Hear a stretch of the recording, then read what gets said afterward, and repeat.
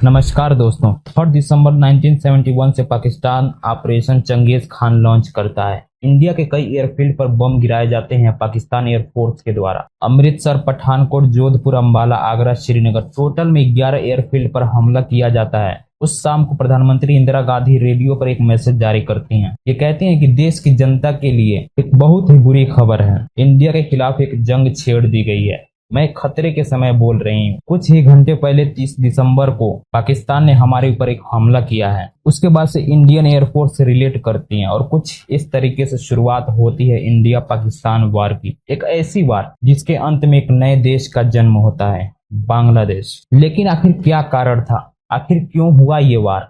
क्यों बांग्लादेश आजादी चाहता था पाकिस्तान से? और इसमें इंडिया का क्या रोल था? चलिए जानते हैं इस पूरी कहानी में।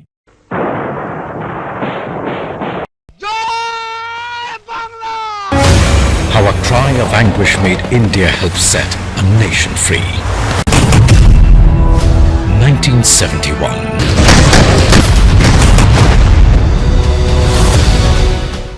बांग्लादेश की बात करें तो कहानी की शुरुआत होती है ब्रिटिश के पहले से। कॉलोनियल टाइम से पहले जो इंडियन सब कॉन्टिनेंट था, यानी आज के दिन का इंडिया, पाकिस्तान, बांग्लादेश, नेपाल, बर्मा और श्रीलंका, इस पूरे एरिया में हजारों छोटे बड़े ऑटोनोमस किंगडम हुआ करते थे। राजा महाराजाओं का रूल हुआ करता था, जिनकी अपनी अपनी लैंग्वेज होती थी, ट्रेडिशंस होती थी, अपना अपना कल्चर्स होता था। स्पेशली अगर सिर्फ बंगाल वाले एरिया की बात करें, यानी आज के दिन का बांग्लादेश, वेस्ट बंगाल और इसके आसपास का कुछ एरिया, इस एरिया को करीब 3 सेंचुरी से मोस्टली मुस्लिम राजाओं के द्वारा रूल किया गया था। मोहम्मद बख्तियार खिलजी जो फाउंडर थे खिलजी डायनेस्टी के, उन्होंने मुस्लिम रूल को शुरू किया था इस एरिया में अर्ली सेंचुरी से। लेकिन यहाँ पर इंटरेस्टिंग बात यह जानने वाली है कि जो भी रूलर थे, यहाँ पर उन्हें ज्यादा इंटरेस्ट नहीं था अपने रिलीजन को प्रीच करने में। उनका फोकस इसमें बना रहता था कि कैसे वो लोकल कम्युनिटी को सिस्टम का हिस्सा बना सकते हैं। तो इन मुस्लिम राजाओं के टाइम में जो भी बड़े हाई ऑफिस होल्डर्स होते थे, ट्रेडर्स होते थे, म्यूजिशियंस होते थे, वो अलग अलग रिलीजियन बैकग्राउंड और ट्रेडिशन से आते थे। बेसिकली कहा जाए हिंदुइज्म और इस्लाम के बीच में जो को एग्जिस्टेंस थी और इंटरलिंकिंग थी,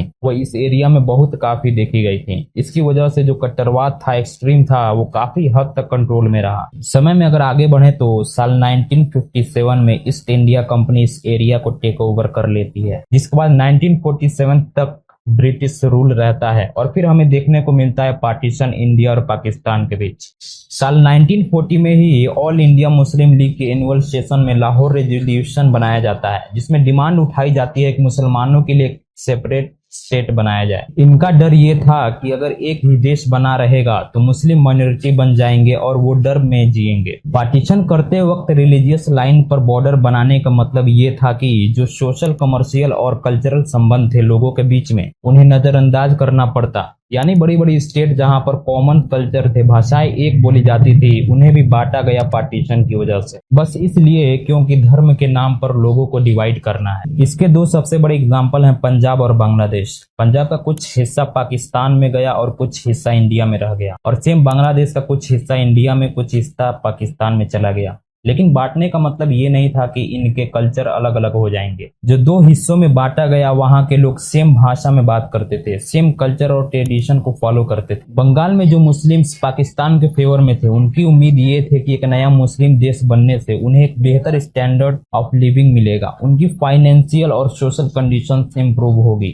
इनमें से कई सारे ऐसे लोग थे जो इंटीरियर फील करते थे हिंदू लैंडलॉर्ड के लिए, क्योंकि वो उनके लिए काम किया करते थे। वो पाकिस्तान की सरकार की तरफ देखते थे अपने फंडामेंटल राइट्स पाने के लिए। ऑब्वियसली जब बंटवारा किया गया, पार्टीशन हुआ, तो बहुत से परिवार, बहुत से लोग डिस्प्लेस हो गए। एक भारी माइग्रेशन देखने को मिली, जिसमें कई मुस्लिम पाकिस्तान की तरफ माइग्रेट हुए और कई हिंदू पाकिस्तान से इंडिया की तरफ। इस बीच बहुत से दंगे हुए, मॉब वायलेंस देखने को मिली। इस वायलेंस में 2 से 20 लाख डेथ का एस्टिमेट किया जाता है। इस माइग्रेशन में एक ग्रुप ऑफ लोग थे जो बिहार में रह रहे मुस्लिम्स थे। बिहार ऑब्वियसली क्योंकि बांग्लादेश से ज्यादा करीब है, तो बहुत से मुस्लिम जो बिहार में रह रहे थे वो ईस्ट पाकिस्तान के माइग्रेट किए गए। मुस्लिम बिहार को स्पेसिफिकली मेंशन करना जरूरी है इस वीडियो में, क्योंकि आप आगे देखोगे कहानी में कि कैसे इन्हें माना जाता था कि बांग्लादेश के खिलाफ है। इन्हें एंटी बांग्लादेशी के नाम से कहकर पुकारा जाता था। अभी के लिए पार्टीशन पर वापस आए तो बांग्लादेश का जो पार्टीशन हो रहा था वो अपने आप में एक बहुत ही बड़ा इश्यू था। शुरुआत में पूरे बांग्लादेश में पार्टीशन के खिलाफ वोट किया गया था। वेस्ट बंगाल में रहने वाले लोग पार्टीशन चाहते थे और इंडिया को ज्वाइन करना चाहते थे। लेकिन दूसरी तरफ जो ईस्ट बंगाल वाला रीजन था वो पार्टीशन नहीं चाहते थे। लेकिन अगर वहां का कोई पार्टीशन हो तो वो लोग चाहते थे कि वो पाकिस्तान को ज्वाइन करें। तो जब पार्टीशन हुआ तो वेस्ट बंगाल इंडिया का हिस्सा बना और ईस्ट बंगाल पाकिस्तान का हिस्सा बना। पाकिस्तान के देश को दो हिस्सों में डिवाइड किया गया, जिनके बीच सेपरेशन 1500 किलोमीटर का था और बीच में इंडियन टेरिटरी थी। अब इंटरेस्टिंग चीज यहाँ पर यह है कि पाकिस्तान का जो नया देश बना उसमें जो मेजोरिटी एथनिक ग्रुप था वो एक्चुअली में बंगाली का था। आधे से ज्यादा पॉपुलेशन नए पाकिस्तान के देश की बंगाली थी, जो कि ईस्ट पाकिस्तान में रह रहे थे। बाकी की वेस्ट पाकिस्तान में पंजाबी, पख्तून, सिंधी और बलोच थे। अब तो बंगाली की पॉपुलेशन ज्यादा थी पूरे पाकिस्तान में, लेकिन जो पावरफुल पोजीशन थी जैसे कि ब्यूरोक्रेसी, मिलिट्री और पॉलिटिक्स की जो पोजीशन है वो ज्यादातर वेस्ट पाकिस्तान के लोगों के हाथ में थी। अब इन सारी बैकग्राउंड इंफॉर्मेशन को ध्यान में रखते हुए 1947 के बाद पाकिस्तान में जो पॉलिटिक्स हुई उसे समझते हैं। पाकिस्तान की शुरुआत हुई जब पार्लियामेंट्री डेमोक्रेसी ठीक जैसे इंडिया की हुई थी, लेकिन फर्क ये था कि पाकिस्तान में जो सेंट्रल गवर्नमेंट थी वो बहुत ज्यादा पावरफुल थी। पावर एक इंसान के हाथ में बहुत कॉन्सेंट्रेट थी, जिसकी वजह से पार्लियामेंट्री डेमोक्रेसी सही तरीके से स्ट्रॉन्ग एस्टेब्लिश नहीं हो पाई। साल 1946 में ब्रिटिश सरकार ने इलेक्शन ऑर्गेनाइज करवाए थे अनडिवाइडेड इंडिया में। इन इलेक्शन के रिजल्ट्स को देखकर बाद में जब पाकिस्तान और इंडिया का बंटवारा हुआ तो लेजिस्लेचर को भी इस तरीके से डिवाइड किया गया। पाकिस्तान में मोहम्मद अली जिन्ना गवर्नर जनरल बनते हैं, जिनका देहांत आजादी के सिर्फ 1 साल बाद हो जाता है। उनके गुजर जाने के बाद से नजीमुद्दीन गवर्नर जनरल बनते हैं और लियाकत अली खान प्राइम मिनिस्टर बनते हैं। करीब 3 साल बाद अक्टूबर में लियाकत का साइन कर दिया जाता है और नजीमुद्दीन नए प्राइम मिनिस्टर बन जाते हैं। गुलाम मोहम्मद को गवर्नर जनरल बनाते हैं, जो कि एक पंजाबी थे। साल 1953 में पहला मिलिट्री देखने को मिलता है पाकिस्तान में, जब गुलाम मोहम्मद पावर टेक ओवर करके नजीमुद्दीन को डिसमिस कर देते हैं। अगले साल 1954 में पाकिस्तान में इलेक्शंस होती हैं और इस इलेक्शन में ज्यादातर सीटें जीती जाती हैं यूनाइटेड फ्रंट के द्वारा, जो कि एक अपोजिशन पार्टी की कोलियस थी। इनमें से एक सबसे बड़ी पार्टी थी अवामी लीग,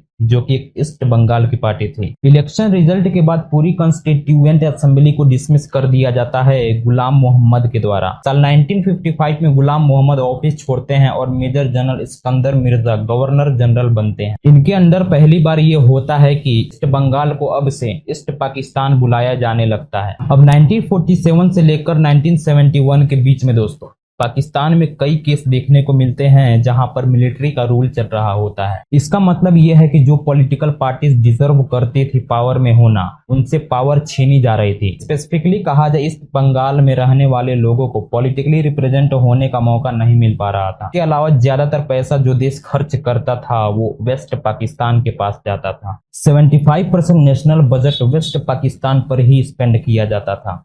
62% जो रेवेन्यू इनकम आ रहा था सरकार के पास वो ईस्ट पाकिस्तान के ही तरफ से आ रहा था। जो इकोनॉमिक डेवलपमेंट देखने को मिल रही थी वेस्ट पाकिस्तान में ज्यादा बेहतर तरीके से देखने को मिल रही थी।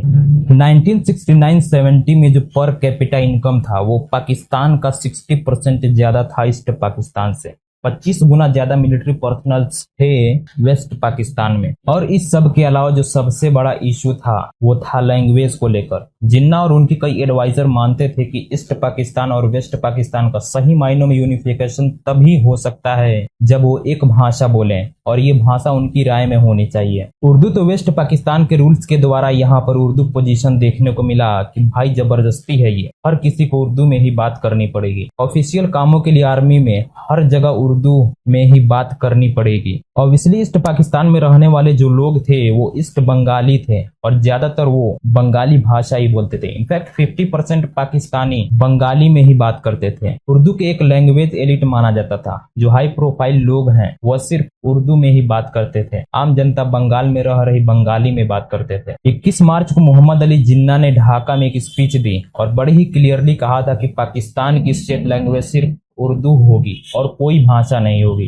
ये सब सुनकर बंगाल में रहने वाले लोग बड़े आउटरेज हो गए थे। उर्दू इन पोजीशन की वजह से शुरुआत हुई। बंगाली लैंग्वेज मूवमेंट 21 फरवरी एक बहुत ही बड़ा प्रोटेस्ट ऑर्गेनाइज करवाया जा रहा था। इस लैंग्वेज मूवमेंट के द्वारा स्टूडेंट्स का एक बड़ा ग्रुप और पॉलिटिकल एक्टिविस्ट इकट्ठे हुए। प्रोटेस्ट करने के लिए प्रोविंशियल असेंबली के सामने पाकिस्तान की आर्मी ने इन पर ओपनली फायर कर दिया। 5 लोग मारे गए और आज के दिन तक 21 फरवरी की सेलिब्रिटी किया जाता है। बांग्लादेश में बाद में जाकर यूनेस्को ने कहा था कि 21 फरवरी अब से इंटरनेशनल मदर डे भी मनाया जाएगा। लोगों के अंदर जो फीलिंग्स थी बंगाली कल्चर और लैंग्वेज को लेकर वो और मजबूत बन चुकी थी। ऐसे इंसिडेंट ने एक बड़ा इम्पैक्ट डाला आने वाले सालों में। साल 1965 में इंडिया पाकिस्तान के बीच में वार होती है और इस वार के बाद ईस्ट पाकिस्तान एक कमजोर डिफेंस के साथ रह जाता है जो इकोनॉमिक और पॉलिटिकल इम्बैलेंस था। ईस्ट पाकिस्तान और वेस्ट पाकिस्तान में वो इस वार के बाद और उभर कर आने लगता है। इसी रीजन से डिमांड उठाई जाती है ईस्ट पाकिस्तान के इकोनॉमिक डेवलपमेंट को लेकर और ये डिमांड उठाते हैं शेख मुजीबुर रहमान जो कि अवामी लीग पॉलिटिकल पार्टी के फाउंडिंग लीडर थे। इस डिमांड्स के 6 पॉइंट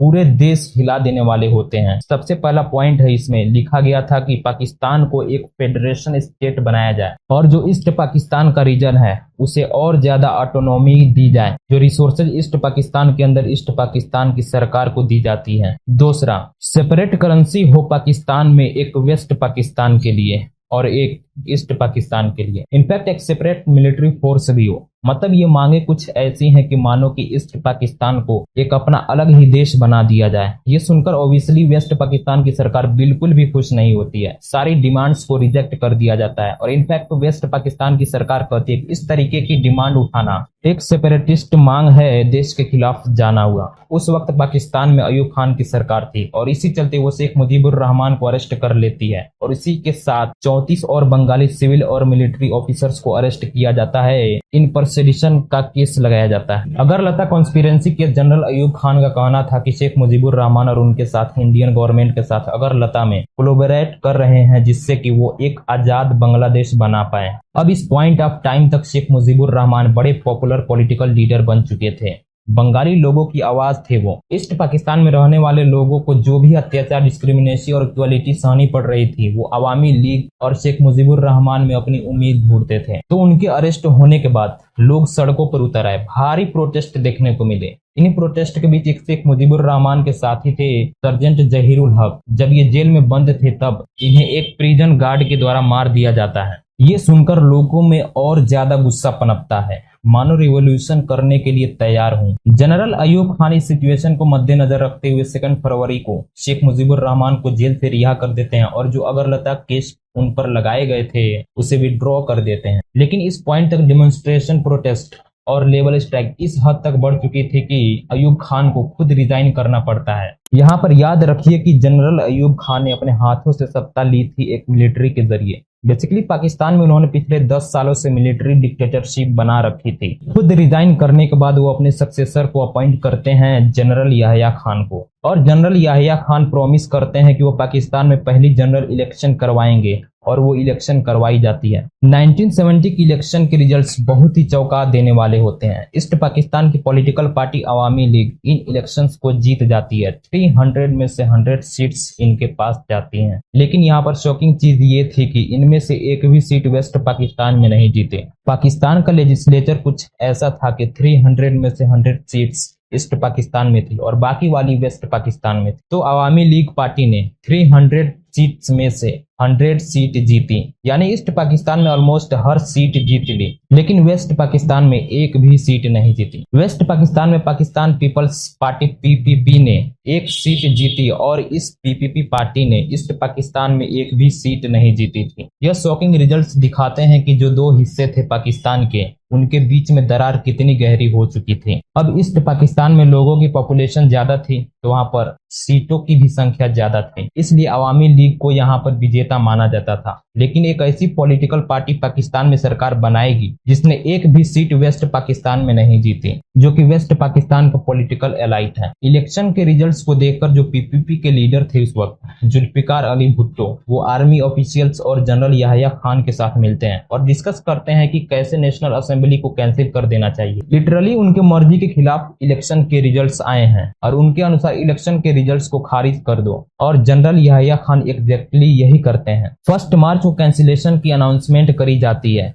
कि जो भी इलेक्शन के रिजल्ट आया वहीं खत्म समझो। यह सुनकर ईस्ट पाकिस्तान में पूरा हल्ला मच जाता है। वहां के लोग कहने लगते हैं कि क्या ये मजाक चलने लग रहा है, ये कोई डेमोक्रेसी है, हमने वोट दिया है, हमारी मर्जी की पार्टी जीती, और क्योंकि अगर तुम्हें पसंद नहीं आ रहा है तो तुम इस इलेक्शन को कैंसिल कर दोगे। और उसके बाद से सड़कों पर फिर से भारी प्रोटेस्ट उतरते हैं और इस बार आजादी के नारे लगाए जाते हैं। वो कहते हैं कि अगर तुम्हें हमारे लीडर्स को इलेक्ट करने में इंटरेस्ट नहीं है तो बाहर निकलो साइड में, हमें आजादी दो, हम अपना अलग देश बनाएंगे। इस पॉइंट तक आते आते ईस्ट पाकिस्तान में रहने वाले लोग इस्लाम को एक यूनिफाइड फैक्टर नहीं देखते थे, बल्कि वो अपनी बंगाली एथनिसिटी को ज्यादा इंपोर्टेंस समझते थे। वो चाहते थे कि एक सेल्यूलर डेमोक्रेटिक सोशलिस्ट स्टेट बने, और फिर यहाँ से जाकर इस कंट्री का नाम आया है बांग्लादेश, बंगाली लोगों का देश। 7 मार्च को कैंसिलेशन के ऑर्डर दिए जाने के बाद अवामी लीग पॉलिटिकल पार्टी जनता के सपोर्ट में उतरती है और कहती है कि यहाँ पर हम नॉन कोऑपरेशन मूवमेंट चालू करेंगे। वेस्ट पाकिस्तान में बैठी सरकार को कुछ भी कह लेने दो,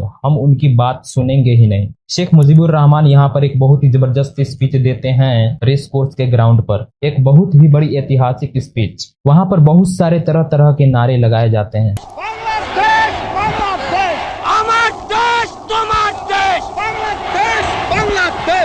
अब इस पॉइंट पर जो ईस्ट पाकिस्तान में रहने वाले बंगाली लोग थे और जो उर्दू स्पीकिंग बिहारी लोग थे, जिनका मेंशन मैंने पहले वीडियो में ही शुरू किया था, इनके बीच में तनाव बढ़ने लगता है, क्योंकि जो बिहार से उर्दू स्पीकिंग लोग थे उन्हें प्रो पाकिस्तान देखा जा रहा था, प्रो वेस्ट पाकिस्तान, क्योंकि वो उर्दू में बात करते थे और जनरली वो वेस्ट पाकिस्तान के सपोर्ट में रहते थे। तो कई अटैक्स देखने को मिले प्रोटेस्ट के बीच में बिहारी कम्युनिटी के अगेंस्ट में। और फिर मार्च में पाकिस्तान की आर्मी से एक्सक्यूजेस करती है इंटरव्यू करने के लिए। पाकिस्तानी आर्मी कुछ प्रो पाकिस्तान बंगाली को अपने ऑपरेशन में रिक्रूट करती है। यह भी एक बड़ी इंटरेस्टिंग चीज है। ऐसा नहीं था कि हर कोई जो ईस्ट पाकिस्तान में था वो अपने लिए एक आजाद देश देखना चाहता था। स्पेशली पॉलिटिकल पार्टी थी जमात इस्लामी, उसके पॉलिटिकल लीडर्स और सपोर्टर्स एक्चुअली में वेस्ट पाकिस्तान की सरकार को सपोर्ट करते थे। तो उन्होंने पाकिस्तान की आर्मी के साथ कोलैबोरेट किया। 10 और 13 मार्च के बीच में पाकिस्तान इंटरनेशनल एयरलाइंस की सारी इंटरनेशनल फ्लाइट्स को कैंसिल कर दिया जाता है और उन्हें अर्जेंटली ये कहा जाता है कि वो ढाका में फ्लाई करें। कुछ सरकारी पैसेंजर्स को ले जाकर फ्लाई किया जा रहा है। लेकिन आखिर यहाँ पर सवाल ये उठता है कि आखिर वो कौन लोग थे?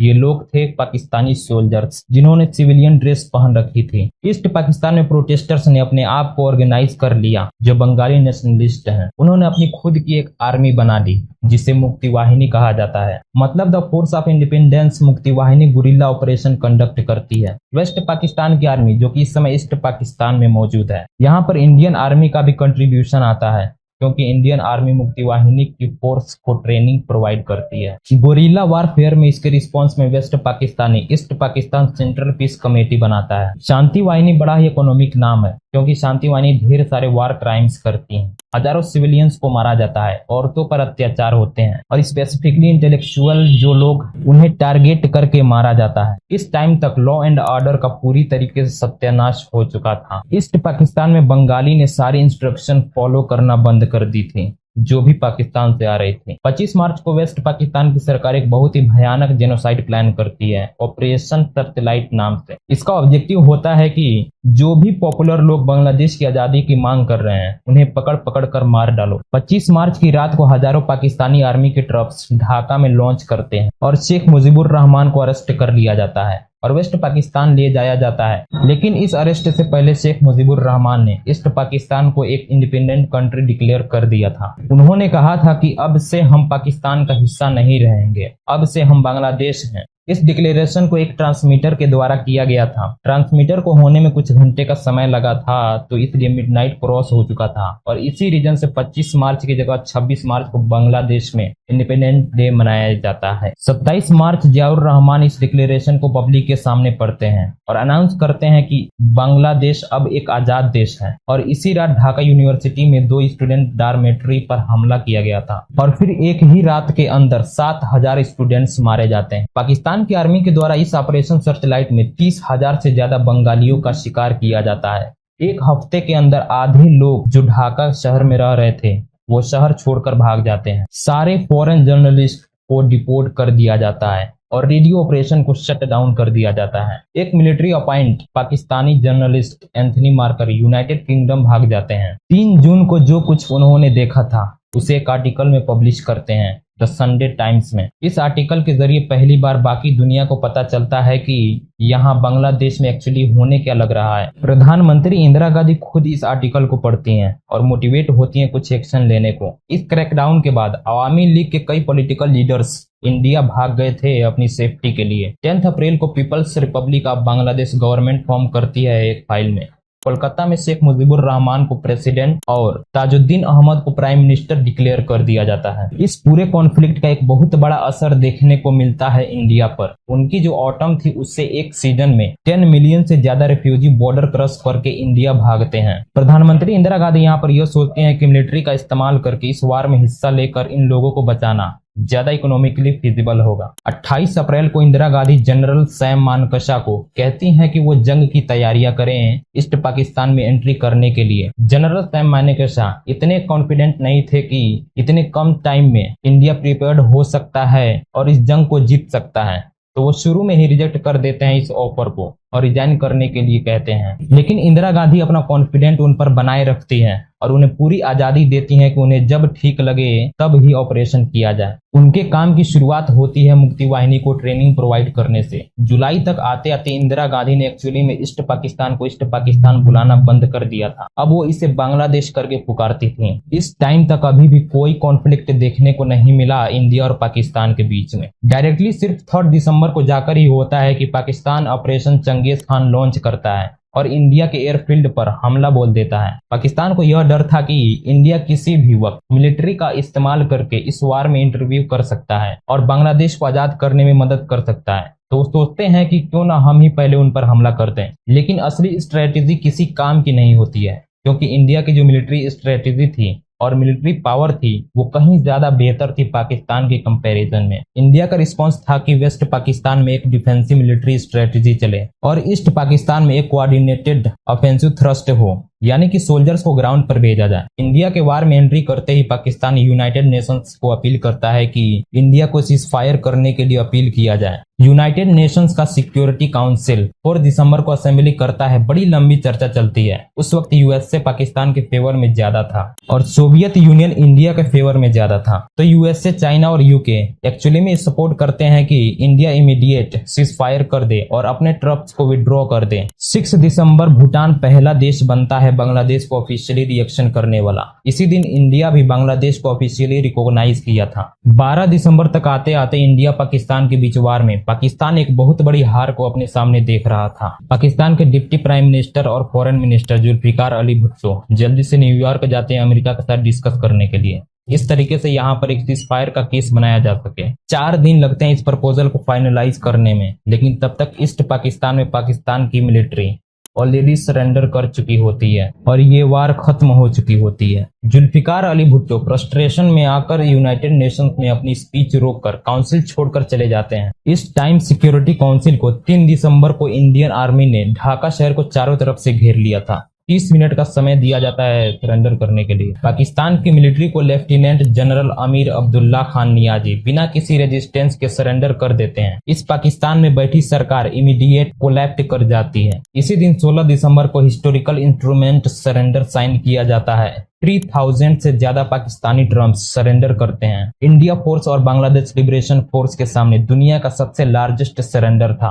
वर्ल्ड वार 2 के बाद अगले साल में शिमला एग्रीमेंट साइन करता है इंडिया और पाकिस्तान के बीच में। इस एग्रीमेंट के अनुसार पाकिस्तान रिकॉग्नाइज करता है बांग्लादेश को इंडिपेंडेंट कंट्री के रूप में। लेकिन पाकिस्तान को यह करने के बदले क्या मिलता है? इंडिया प्रॉमिस करता है पाकिस्तान को कि जो 3000 पाकिस्तान के प्रिजनर्स ऑफ वार हैं उन्हें वापस पाकिस्तान रिलीज कर दिया जाएगा और जो 13,000 स्क्वायर किलोमीटर जमीन इंडियन ट्रप्स ने वेस्ट पाकिस्तान में कब्जा किया था उसे भी इंडिया वापस कर देगा वेस्ट पाकिस्तान को। और कुछ इस तरीके से जन्म होता है एक नए देश बांग्लादेश का। एक नए देश का बांग्लादेश में पाकिस्तान के द्वारा किए जाने के बाद यूनाइटेड नेशंस भी बांग्लादेश को इंडिपेंडेंट कंट्री रिकॉग्नाइज कर लेता है। दूसरी तरफ पाकिस्तान में याह्या खान की डिक्टेटरशिप कोलैप्स हो जाती है और भुट्टो को दिसंबर में नया प्रेसिडेंट साइन किया जाता है और फिर उसके बाद से शिमला एग्रीमेंट के अनुसार मुजीबुर रहमान को भी जेल से रिलीज कर दिया जाता है और वो ढाका लौटते हैं और एक हीरो की तरफ फ्री में जब इलेक्शन होती है तब बांग्लादेश में लैंडस्लाइड मेजोरिटी के साथ वो इलेक्शन जीतते हैं। अवामी लीग उनकी पॉलिटिकल पार्टी पावर में आती, लेकिन अनफॉर्चुनेटली कहानी में यहाँ इतनी कोई हैप्पी एंडिंग नहीं होती है इस पॉइंट ऑफ टाइम पर। क्योंकि बात क्या है दोस्तों, जिस प्रॉब्लम से पाकिस्तान सफर कर रहा था, कांस्टेंट मिलिट्री डिक्टेटरशिप, उसी प्रॉब्लम से कुछ हद तक बांग्लादेश भी अब सफर करने लगता है। मुजीबुर रहमान एक सेक्युलर आदमी थे जिन्होंने जमानत इस्लामी पर बैन लगा दिया था। उन्होंने सारी पॉलिटिकल पार्टीज पर बैन कर दिया जो धर्म के आधार पर बनी थी पावर लेने के बाद। लेकिन 15 अगस्त को शेख मुजीबुर रहमान को सीनेट कर दिया जाता है उनके पूरे परिवार के साथ। सिर्फ उनकी 2 बेटियां जिंदा बचती हैं जो उस वक्त जर्मनी में थी। और फिर उसके बाद से यहाँ पर जनरल जियाउर रहमान पावर पर कब्जा जमाते हैं अपना, और पब्लिक नैरेटिव को चेंज करने की कोशिश करते हैं। यानी कि बांग्लादेश में भी एक मिलिट्री को देखने को मिलता है। जमात इस्लामी पर जो बैन लगा था उसे हटा दिया जाता है और अगले कई सालों तक बांग्लादेश एक सेल्यूलर डेमोक्रेसी बना रहने की जगह एक मिलिट्री डिक्टेटरशिप बन जाता है। साल 2009 में मुजीबुर रहमान की बेटी शेख हसीना पावर में आती हैं और आज के दिन तक भी शेख हसीना ही पावर में है। लेकिन अगर सही मायनों में देखा जाए तो इनकी भी डिक्टेटरशिप कम नहीं हुई है। प्रेजेंट टाइम में बांग्लादेश में इतने डेंजरस प्रोटेस्ट हो रहे हैं, पूरे देश के स्टूडेंट्स